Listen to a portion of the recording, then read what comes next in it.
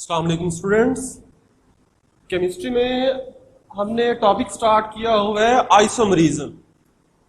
Isomerism जिसकी हमने definition पढ़ी थी कि टू और more compounds having same molecular formula, कि दो या दो से ज्यादा कंपाउंड जिनका मॉलिक्यूलर फार्मूला तो सेम होगा लेकिन उनका स्ट्रक्चरल फार्मूला, उनकी प्रॉपर्टीज डिफरेंट हो, तो उसे कहा जाता है आइसोमरिज्म।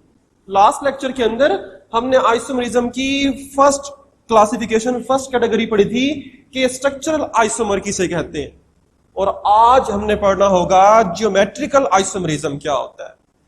जियोमेट्रिकल आइसोमरिज्म किसे कहा जाता है? जियोमेट्रिकल आइसोमरिज्म दो तरह के होते हैं, cis isomer and trans isomer होता है।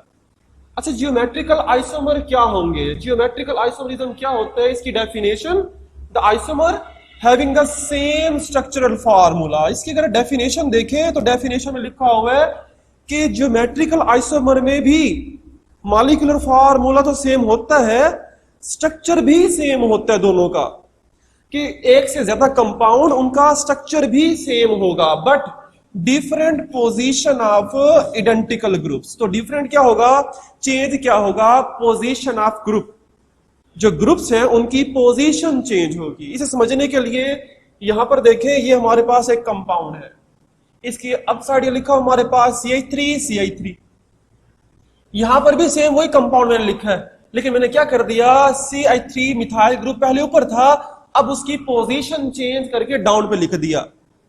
तो ये हमारे पास जब इसकी पोजीशन चेंज होगी तो ये हमारे पास देगा जियोमेट्रिकल आइसोमर, या तो वो सिस होगा या फिर वो ट्रांसफॉर्म होगी। तो सिस एंड ट्रांस आइसोमर्स की डेफिनेशन करने से पहले सिस एंड आइसोमर की कुछ कंडीशंस हैं, कौन से ऐसे कंपाउंड है जो जियोमेट्रिकल आइसोमर्स देते हैं। उसके लिए पहली condition, carbon atom having a single bond do not give cis and trans isomer. ऐसे कंपाउंड जिनमें कार्बन कार्बन सिंगल बॉन्ड होता है, कार्बन कार्बन सिंगल बॉन्ड, ऐसे कंपाउंड जिसमें कार्बन कार्बन सिंगल बॉन्ड होगा वो सिस एंड ट्रांस आइसोमर नहीं देते। क्यों नहीं देते? क्योंकि सिंगल बॉन्ड के अंदर फ्री रोटेशन होती है। जब फ्री रोटेशन होगी तो सिस और ट्रांस आइसोमर बनेगा, लेकिन उन्हें अलग नहीं किया जा सकता। फ्री रोटेशन हो रही है तो do not give cis and trans isomer due to freely rotate, freely rotate करता रहता है, सिस और ट्रांस में कन्वर्ट होगा, इन्हें डिफरेंशिएट नहीं किया जा सकता। तो फिर जियोमेट्रिकल आइसोमर के लिए क्या लाजमी होगा? Double bond, give and cis and trans isomer. अगर हमने जियोमेट्रिकल आइसोमर पढ़ना है तो उसके लिए पहली कंडीशन ये है कि कार्बन कार्बन डबल बॉन्ड होना चाहिए मतलब कि कार्बन कार्बन सिंगल बॉन्ड से ज्यादा डबल या ट्रिपल बॉन्ड होना चाहिए। तो कार्बन कार्बन जब डबल बॉन्ड होगा, अब यहां पर कार्बन कार्बन की फ्री रोटेशन नहीं होगी। फ्री रोटेशन क्यों नहीं होगी? क्योंकि यहां पर एक बॉन्ड आ गया है पाई बॉन्ड। अगर हमने कार्बन कार्बन की फ्री रोटेशन करनी है तो फ्री रोटेशन के लिए लाजमी है कि पहले पाई बॉन्ड को तोड़ना पड़ेगा। तो इसमें सिंपली ये हो गया कि डबल बॉन्ड में फ्री रोटेशन नहीं होती तो वो सिस और ट्रांस स्टेबल बनाता है। तो double bond give cis and trans isomer due to restricted rotation, या आसानी से रोटेट नहीं कर सकता जब तक पाई बॉन्ड टूटेगा नहीं। तो पहली कंडीशन डबल बॉन्ड होना चाहिए। दूसरी कंडीशन ज्योमेट्रिकल की, different groups attach with the each carbon atom. एक कार्बन एटम के साथ जो दो ग्रुप्स लगाएंगे वो दोनों ग्रुप्स डिफरेंट होने चाहिए।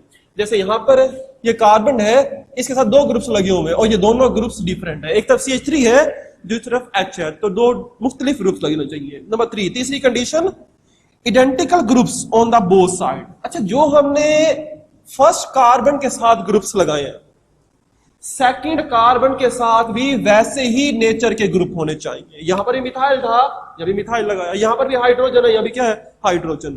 तो ये कंडीशंस अगर पूरी होंगी तब हम सिस एंड ट्रांस को स्टडी कर सकते हैं। तो पहली एग्जांपल देखते हैं। पहली एग्जांपल में लिखो हमारे पास carbon carbon double bond, CH3H लगा हुआ है, यहां भी CH3H लगा हुआ है। इसकी दूसरी फॉर्म ये बनती है। अब देखें इन दोनों में डिफरेंस कहां पर है। इन दोनों में डिफरेंस क्या है? पहले में क्या है, पहले के अंदर मिथाइल ग्रुप, दोनों मिथाइल ग्रुप एक तरफ मौजूद है और दोनों हाइड्रोजन भी एक तरफ मौजूद है। जब दोनों एक जैसे ग्रुप एक तरफ मौजूद होंगे तो ये स्टेट कहलाती है सिस फॉर्म, ये सिस आइसोमर होगा। If similar groups present on the same side, दोनों ग्रुप्स एक जैसे ग्रुप एक साइड पर अगर होंगे तो वो सिस आइसोमर होगा। तो ट्रांस आइसोमर क्या है? सेम वही फार्मूला है, लेकिन यहां पर क्या हो गया, जो CH3 था वो क्रॉस में आ गया। ये CH3 क्रॉस में है, H क्रॉस में है। तो ये हमारे पास क्या होगा कि जो सिमिलर ग्रुप्स हैं वो एक साइड मौजूद नहीं है, डिफरेंट है, different position. If similar groups are present on the opposite side, similar group, यहां पर हाइड्रोजन अपवर्ड है तो यहां पर क्या है, डाउनवर्ड। यहां पर मिथाइल ग्रुप अपवर्ड है तो यहां पर क्या है, डाउनवर्ड, अपोजिट पोजीशन में है। तो ये पोजीशन कौन सी होगी, ट्रांस फॉर्म में होगा। तो सिस और ट्रांस, अगर दोनों ग्रुप्स एक साइड पर है सिमिलर ग्रुप, तो सिस, अगर डिफरेंट अपोजिट है तो वो क्या बन जाएगा, ट्रांस बन जाएगा। एक और एग्जांपल से देखते हैं, इसे समझने की कोशिश करते हैं।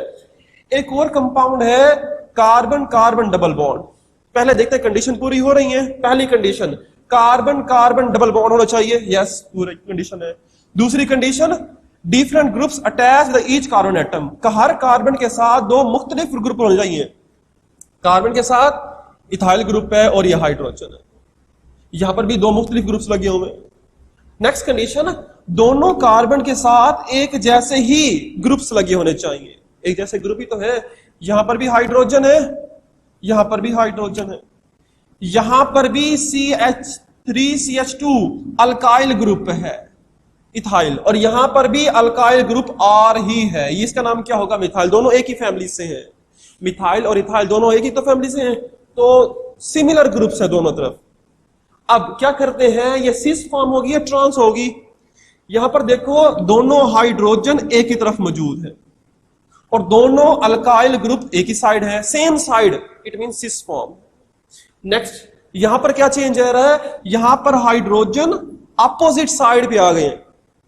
जैसे हमारे पास यहां पर अल्काइल ग्रुप मिथाइल और इथाइल, ये भी अपोजिट आ गए, और जब अपोजिट साइड पर होंगे तो वो क्या बन जाएगा, ट्रांसफॉर्म बन जाती है। ये कोई डिफरेंट नहीं है, मिथाइल है और इथाइल है, लेकिन दोनों ही एक ही फैमिली से बिलोंग करते हैं। और फैमिली कौन सी है, अल्काइल ग्रुप है। अल्काइल ग्रुप्स क्या होते हैं, मिथाइल, इथाइल, प्रोपाइल, कोई भी हो सकता है।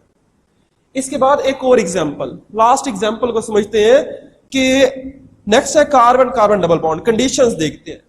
कार्बन कार्बन डबल बॉन्ड है, यस, पहली कंडीशन। दूसरी कंडीशन, हर कार्बन के साथ दो मुख्तलिफ ग्रुप होने चाहिए। एक के साथ ब्रोमीन है, फिर हाइड्रोजन है, मुख्तलिफ है। यहां भी क्लोरीन है और मिथाइल है, डिफरेंट है।